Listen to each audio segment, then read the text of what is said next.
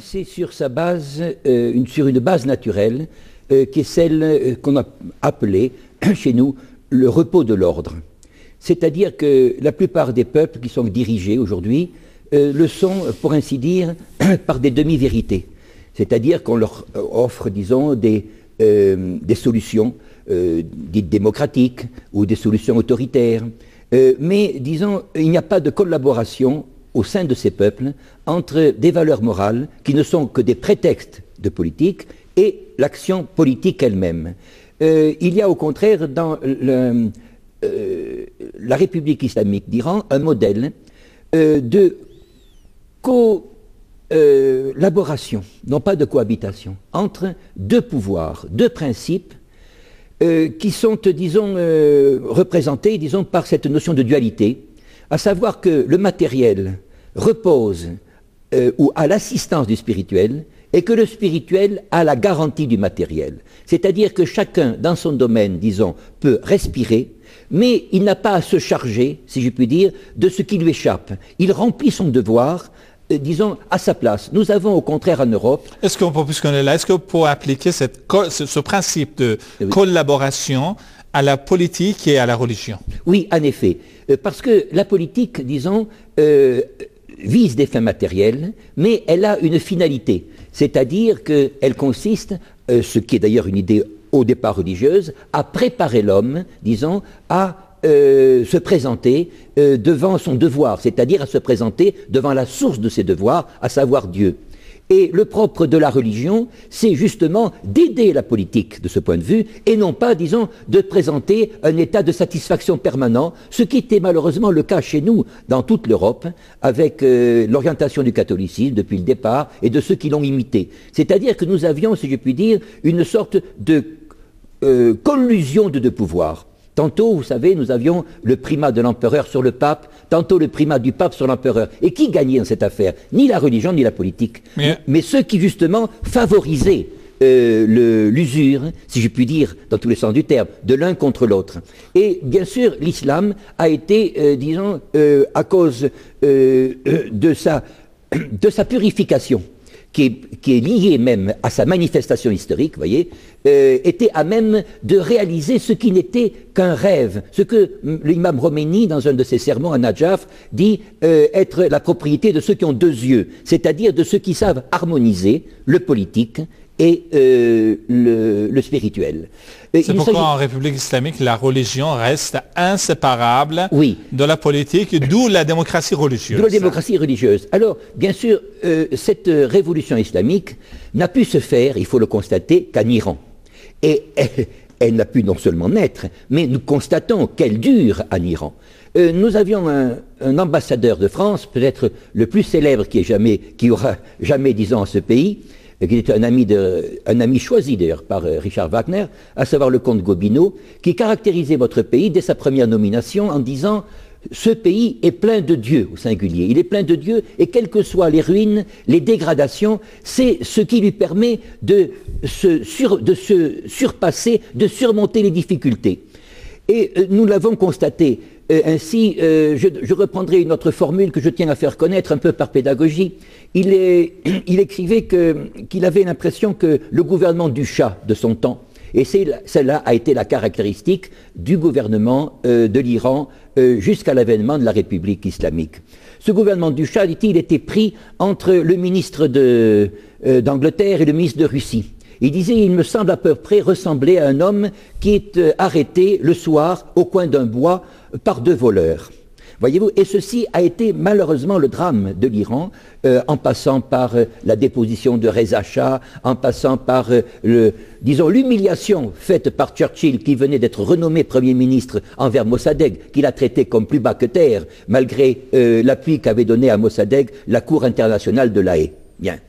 Nous avions affaire, disons, on dit que la République d'Iran islamique a renversé une tyrannie. Elle a en fait renversé une tyrannie qui cachait la faiblesse du pouvoir politique devant les étrangers.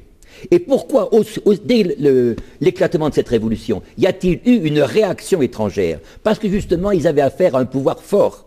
Si ce pouvoir fort avait existé en 1941, Reza Shah n'aurait pas été pris par ces voleurs pour être transportés aux Comores. On n'aurait pas eu un débarquement quand même du pays ultra-capitaliste, et l'Angleterre et les États-Unis, aidés du pays ultra-socialiste, l'Union soviétique. Qu'est-ce que cette sorte de gangstérisme, n'est-ce pas? Cela a été facile. Pourquoi? Parce que le peuple ne se sentait pas, disons, lié au pouvoir politique, et le pouvoir politique essayait, disons, de suivre sa propre voie, à la manière très mauvaise inspirée par Atatürk, disons, au nom d'impératifs techniques, sans tenir compte de l'âme du peuple. Le peuple, ce n'est pas une somme arithmétique, c'est une âme, c'est-à-dire une existence qui répond à un dessein divin, qui répond donc à une destination particulière. Il faut que les dirigeants soient à son écoute. Il faut qu'il y ait une collaboration des deux. Elle ne peut se faire que par la médiation de la religion. La religion, c'est à la fois la fin, la base. Vous savez, on prête au Christ dans l'Évangile cette formule « je suis le début et la fin, l'alpha et l'oméga », c'est-à-dire je suis le principe et je suis la terminaison. Vous avez une formule, vous savez, hier en visitant une école de primaire avec des enfants qui apprenaient le français, mon esprit un peu a vagabondé, j'ai pensé aux frères Grimm, c'est-à-dire à ceux qui ont créé, ces Allemands qui ont créé ces magnifiques contes pour enfants. Eh bien, Jacob Grimm, l'un des deux frères, a écrit que son peuple était, à la différence des Français qui avaient fait la Révolution et d'autres peuples, un peuple de métaphysiciens. Pourquoi? Parce qu'il dit, nous n'aimons pas, ce que j'ai dit tout à l'heure, les demi-vérités. Nous voulons justement une base solide, une base large. Alors, que fait-on sur cette base? Eh bien, on a une représentation du devoir, on exerce son devoir. Ce qu'a dit l'imam Khomeini et la révolution islamique aux autres pays musulmans, c'est, vous avez en vous une idée, appliquez-la. Mettez en pratique ce que vous avez en théorie. Et naturellement, la théorie est une chose qui flatte l'homme, une chose dans laquelle, disons, il développe son ambition et son orgueil. Tandis que dans ce qu'a offert la République islamique, c'est d'abord à ses propres citoyens un cadre dans lequel ils travaillent pour eux-mêmes. Ils sentent qu'ils travaillent pour leur pays, quelles que soient les difficultés. Vous voyez, j'ai remarqué ceci dans la façon dont j'ai vu, par exemple, le personnel travailler dans l'école. Je le juge, disons, non pas tel qu'il est, je ne me permets pas, mais par différence avec ce que je vois chez nous, où nous sommes, disons, soumis à une aliénation permanente, disons, à une absence de confiance envers autrui et donc envers nous-mêmes. Mais la question qui s'oppose, dans quelle mesure les équations politiques de la région vont se modifier? Autrement dit, ce coup d'envoi, dans quelle mesure, dans quelle dimension, dans quelle direction va faire basculer les évolutions, les prochaines évolutions régionales, mais aussi internationales? Si vous utilisez ainsi habilement cette image du coup d'envoi, il faut savoir que sur un terrain de sport, un coup d'envoi, naturellement, n'a de sens que s'il est repris par un élément de l'équipe. Or, nous ne voyons pas Bien sûr, ce coup d'envoi s'inscrit dans le prolongement de la victoire de la Révolution islamique. Mais malheureusement, nous n'avons pas eu de leader à l'extérieur de la République islamique d'Iran qui soit capable, disons, de répondre au caractère de leur nation et, disons, de surmonter des rivalités souvent matérielles, personnelles, politiques au sens étroit, pour pouvoir, comme le faisait l'imam Khomeini, disons, céder du spirituel. Monsieur Benissa, qui a travaillé à l'UNESCO, que vous avez reçu, me rappelait que lorsque il était à Téhéran lors de la nomination de Banissad, et qu'il entendait, en compagnie de diplomates occidentaux, un diplomate anglais en particulier, l'imam Khomeini dissertait devant ces hommes politiques des raisons pour lesquelles Adam avait dû quitter le paradis. L'homme politique naturel et anglais était excédé d'entendre ça. Il dit, ça n'a rien à voir avec la situation. Si, c'est justement ce qui fait que notre père, comme on dit, ou notre couple initial, a dû quitter le paradis. C'est qu'il s'est attaché, comme le font les dirigeants malheureusement des pays islamiques et d'autres pays non islamiques, à des considérations qui sont strictement, uniquement matérielles. Ils s'imaginent que en en jouant avec des contradictions, on peut essayer, disons, de faire sa place à la justice en même temps qu'à ceux qui la supportent. Ce sont des prises de considération de partisans. Ce que disait De Gaulle, c'est un esprit partisan, ce n'est pas un esprit à long terme.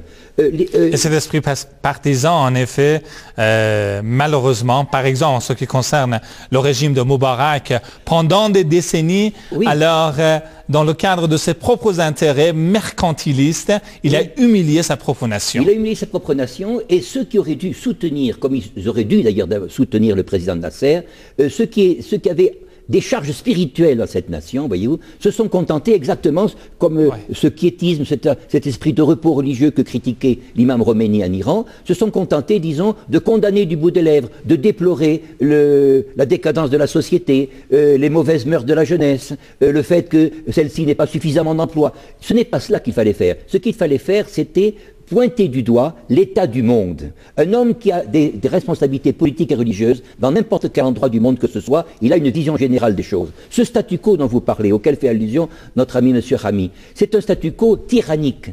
D'ailleurs, ce statu quo tyrannique, je le dis souvent, a été installé d'abord à la fin de la guerre de 14 avec le foyer sioniste. Il a été repris symboliquement, disons, le symbole de cette tyrannie, de ce statu quo qui est un désordre organisé, c'est l'entité sioniste. Et lorsque aujourd'hui nos ministres disent il faut surtout préserver la stabilité au Proche-Orient et dans le monde, ils veulent, que ce soit à travers l'OTAN ou autre, ils veulent justement maintenir un désordre qu'il est impossible de maintenir autrement que par des interventions comme en Afghanistan, par des révolutions ou des contre-révolutions, des désordres organisés. Ce que nous voyons en Tunisie et en Égypte, ce sont, disons, je me permets de parler ainsi, des révoltes.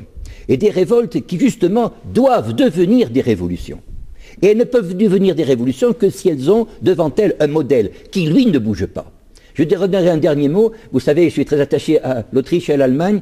Devant les excès de la Révolution française, qui est l'antithèse de la Révolution islamique, le chancelier Metternich dit ce qui fait notre force à nous, en Autriche, en Allemagne, c'est que nous ne bougeons pas. Nous restons dans le repos. Ce repos a produit. Pourquoi ne produit-il pas des choses extraordinaires, comme nous voyons dans le domaine scientifique, dans le domaine artistique, en Iran. Le problème n'est pas de créer.